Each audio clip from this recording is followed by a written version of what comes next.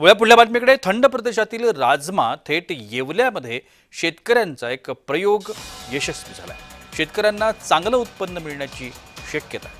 हिमाचल प्रदेश, उत्तराखंड यासारख्या थंड हवामानाच्या राज्यांमध्ये प्रामुख्याने घेतलं जाणारं राजमाचं पीक आता नाशिक जिल्ह्यातल्या येवला तालुक्यात यशस्वीपणे घेतलं जात आहे.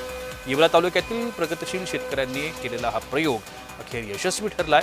या माध्यमातून शेतकऱ्यांना चांगलं आर्थिक उत्पन्न मिळण्याची शक्यता आहे. या सगळ्या संदर्भात आढावा घेतलाय आमचे प्रतिनिधी नरेंद्र बटाव यांनी. पाहूया.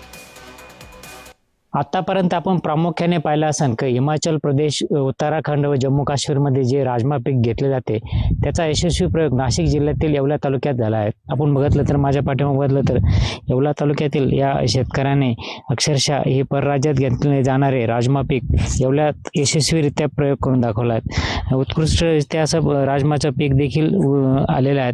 आपल्यासोबत हेच शेतकरी काय सांगाल की राजमाचं पीक घेतलंय? मी पारंपरिक पद्धतीने शेती करीत होतो.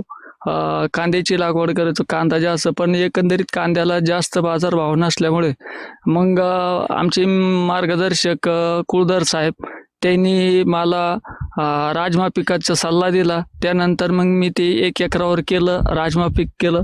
4,000चं त्याला बियाणं लागलं, 3,000चे त्याची खते आणि 3,500 रुपयाची औषधी, एकंदरीत असा 11,000 रुपये एकंदरीत खर्च झाला. आणि उत्पन्नाच्या बाबतीत जर बघितलं तर हे आपल्याकडे काय पिकत नव्हतं, पण हा प्रयोग यशस्वी झाला. 15 ते 18 क्विंटलपर्यंत हे विकल्या जाईल, ह्याचे म्हणजे निघेल, याची शाश्वत गॅरंटी. म्हणजे खर्च कमी आणि उत्पन्न जास्त.